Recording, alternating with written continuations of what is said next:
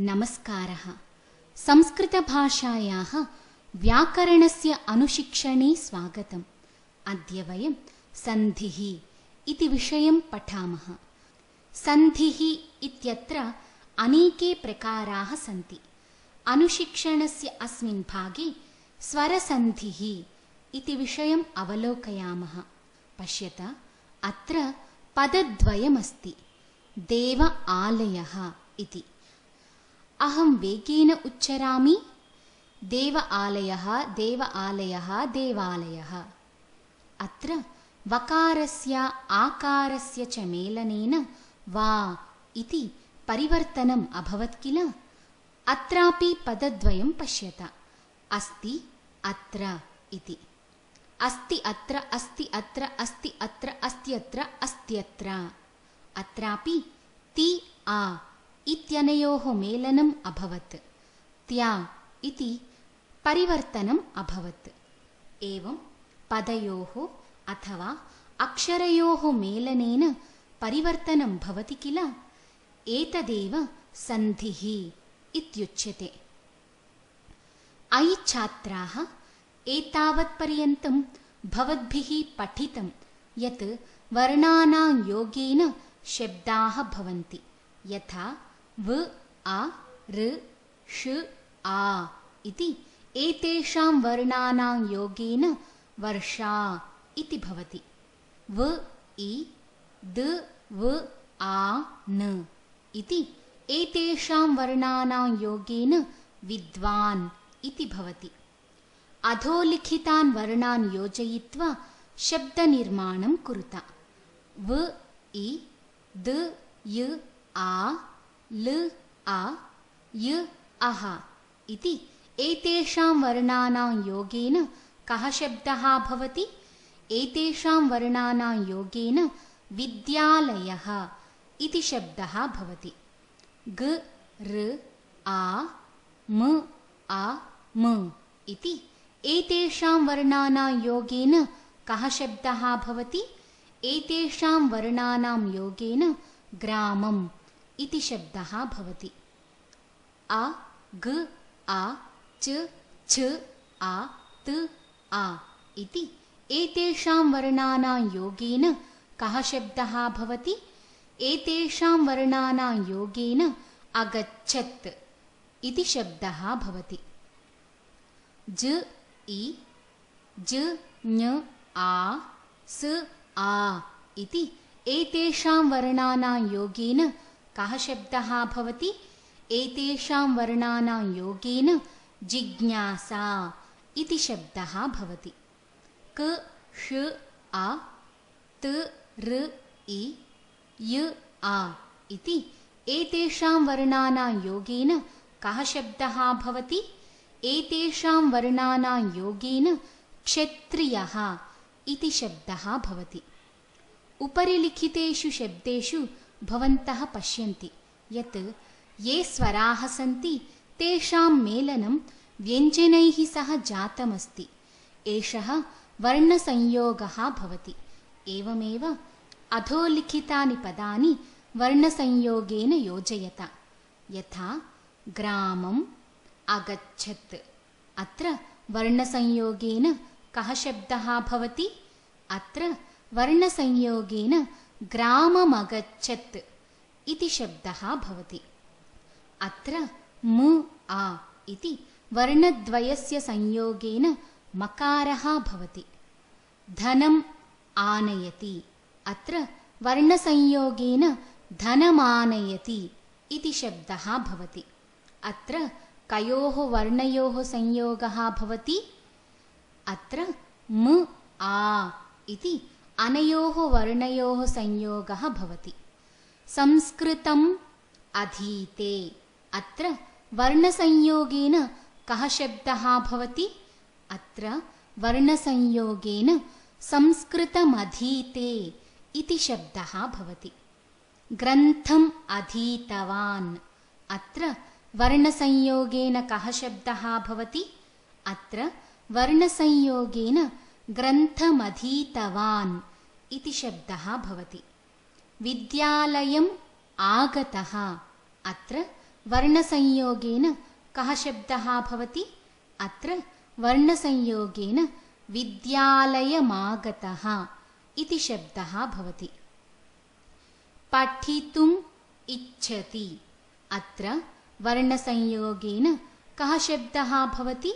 अत्र वर्णसंयोगेन पठितुमिच्छति इति शब्दः भवति। धनार्थम् अगच्छत्, अत्र वर्णसंयोगेन कः शब्दः भवति? अत्र वर्णसंयोगेन धनार्थमगच्छत् इति शब्दः भवति। अत्र व्यञ्जनवर्णस्य स्वरवर्णस्य च संयोगः जातः अस्ति। अत्र तु केवलं वर्णसंयोगः अस्ति। इदानीम् अधोलिखितं पदद्वयं पश्यत। हिम आलयः, विद्या आलयः। अत्र हिमशब्दे कः अन्तिमः वर्णः? एवमेव विद्याशब्दे कः अन्तिमः वर्णः? वर्णविश्लेषं कृत्वा पश्यामः। हिम ह इ म आ, अत्र अन्तिमवर्णः आ इति अस्ति। विद्या व इ द य आ, अत्र अन्तिमवर्णः आ इति अस्ति। एवमेव आलयः इति शब्दे कः पूर्ववर्णः? अत्र वर्णविभागं कृत्वा पश्यामः। आ ल अ य अः, अत्र आ इति पूर्ववर्णः अस्ति। इदानीं पदद्वयं योजयामः। हिम आलयः इत्यत्र हिम अ आ लयः, अत्र अन्तिमवर्णस्य आ इत्यस्य पूर्ववर्णस्य आ इत्यस्य च योगेन आ इति भवति। तयोः मेलनेन हिमालयः इति भवति।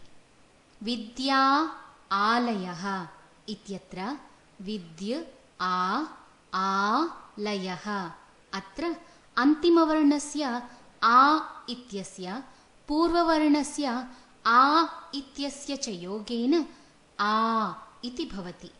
मेलनेन विद्यालयः इति भवति।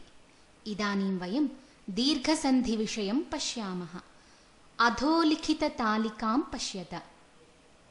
अकारस्य अकारस्य च अर्थात् ह्रस्व अकारद्वयस्य संयोगेन दीर्घः आकारः भवति। ह्रस्व अकारस्य आकारस्य च संयोगेन दीर्घः आकारः भवति।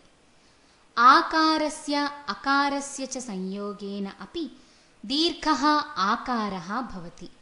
आ इति वर्णद्वयस्य संयोगेन अपि आकारः एव भवति। संक्षेपेण एषा प्रक्रिया एवं प्रकारेण अपि द्रष्टुं शक्यते। इकारस्य इकारस्य च अर्थात् ह्रस्व इकारद्वयस्य संयोगेन दीर्घः ईकारः भवति। ह्रस्व इकारस्य ईकारस्य च संयोगेन दीर्घः ईकारः भवति। ईकारस्य इकारस्य च संयोगेन अपि दीर्घः ईकारः भवति। ई इति वर्णद्वयस्य संयोगेन अपि ईकारः एव भवति। संक्षेपेण एषा प्रक्रिया एवं प्रकारेण अपि द्रष्टुं शक्यते। उकारस्य उकारस्य च अर्थात् ह्रस्व उकारद्वयस्य संयोगेन दीर्घः ऊकारः भवति। ह्रस्व उकारस्य ऊकारस्य च संयोगेन दीर्घः ऊकारः भवति। ऊकारस्य उकारस्य च संयोगेन अपि दीर्घः ऊकारः भवति। उ इति वर्णद्वयस्य संयोगेन अपि ऊकारः एव भवति। संक्षेपेण एषा प्रक्रिया एवं प्रकारेण अपि द्रष्टुं शक्यते। ऋकारस्य ऋकारस्य च अर्थात् ह्रस्व ऋकारद्वयस्य संयोगेन दीर्घः ऋकारः भवति।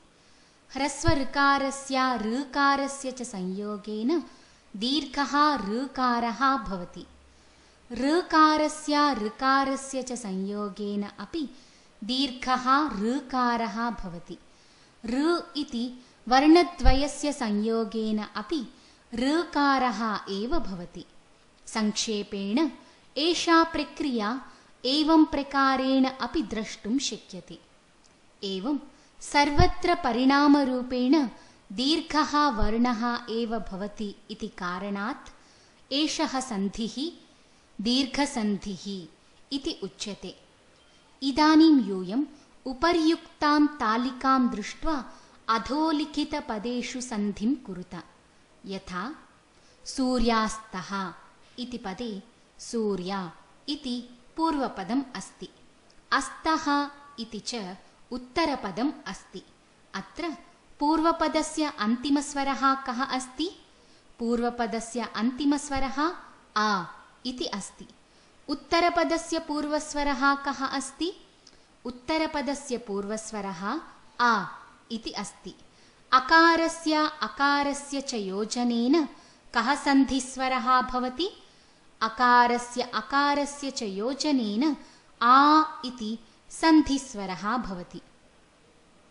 तर्हि सूर्य अस्तः इति पदद्वयस्य योजनेन किं सन्धिपदं भवति? पदद्वयस्य योजनेन सूर्यास्तः इति सन्धिपदं भवति।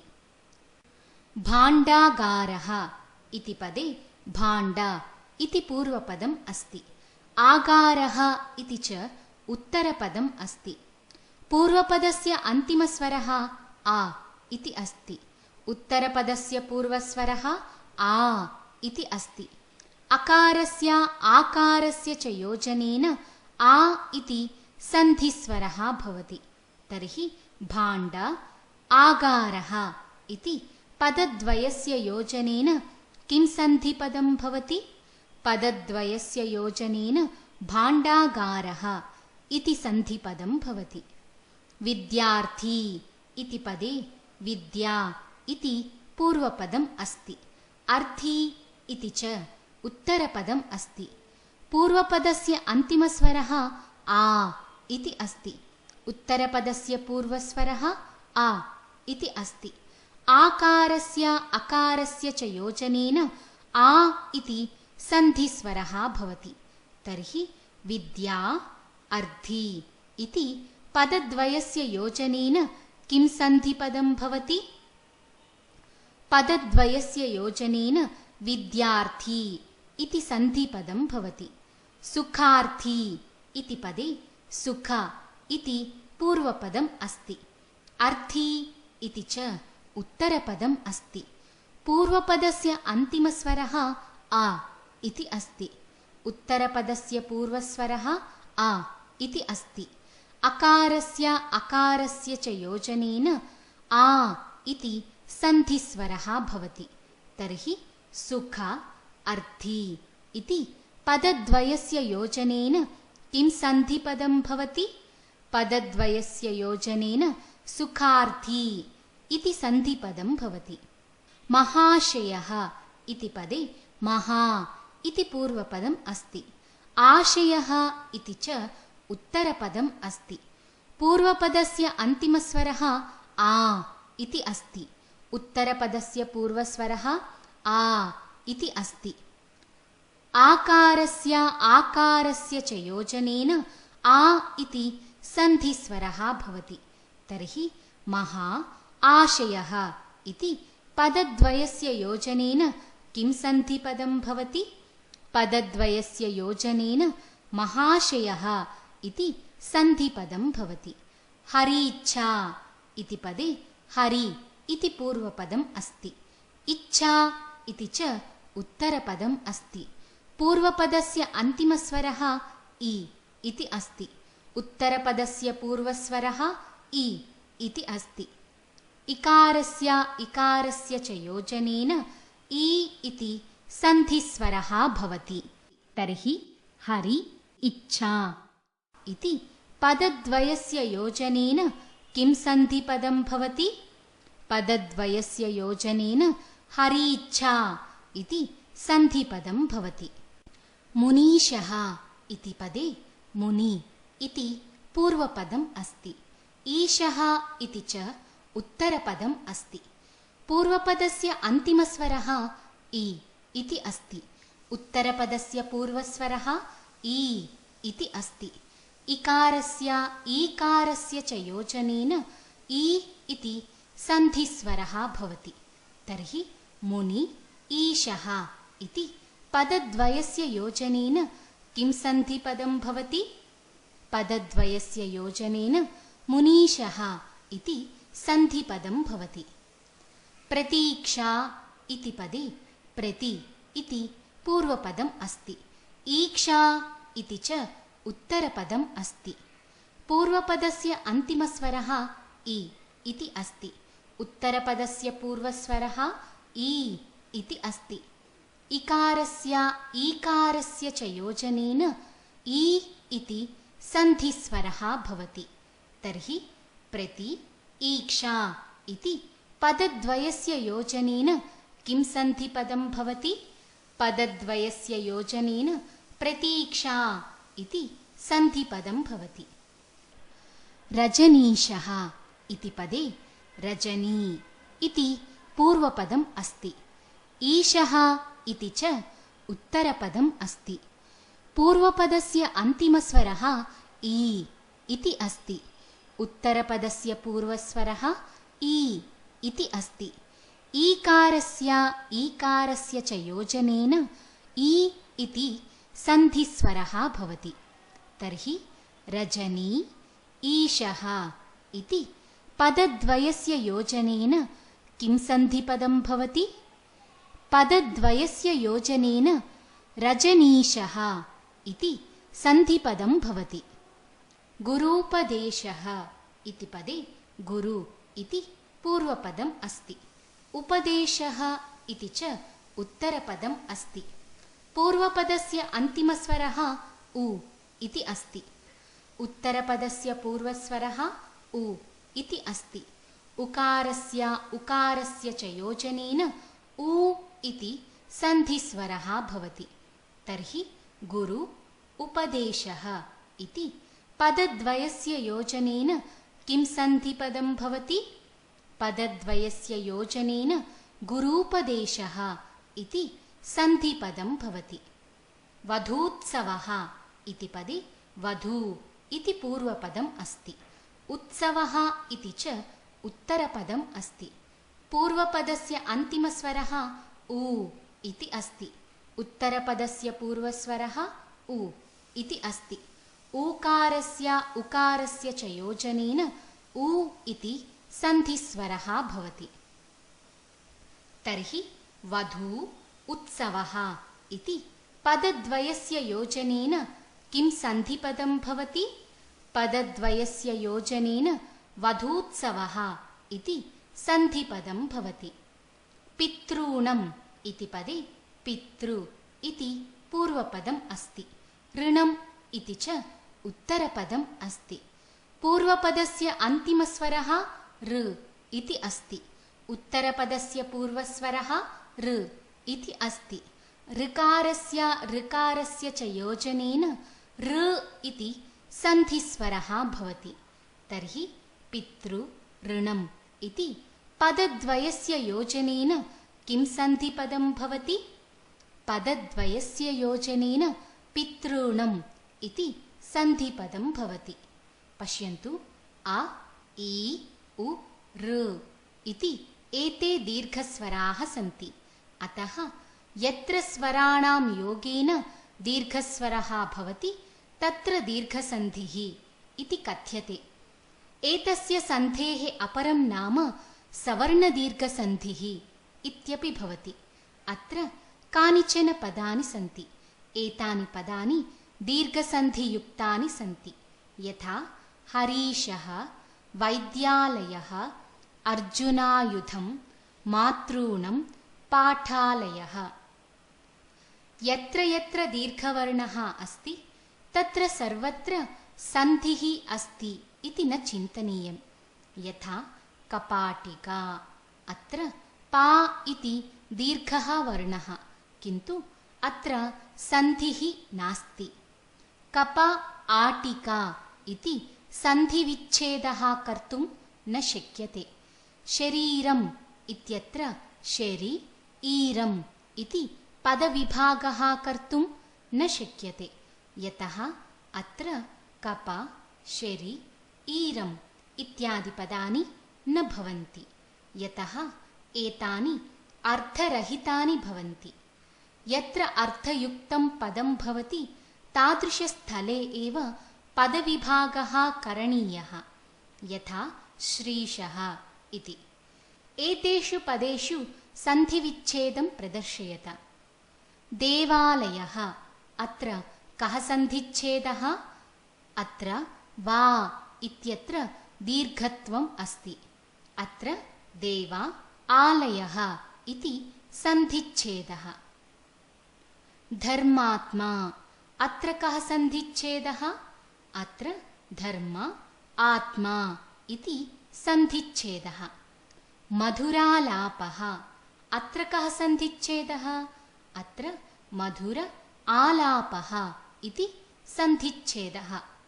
दीर्घसन्धौ आकारः भवति, यथा विद्यालयः, कार्यालयः इहास्ति। ईकारः भवति, यथा वाणीशः, महतीच्छा। ऊकारः भवति, यथा शिशु उत्सवः, शिशूत्सवः। ऋकारः भवति, यथा पितृ ऋणं, पितॄणम्। एतावता वयं सन्धिपाठे स्वरसन्धिविषयान्तर्गतं दीर्घसन्धिः इति विषयं पठितवन्तः। अग्रिमभागे पुनर्मिलामः। धन्यवादः।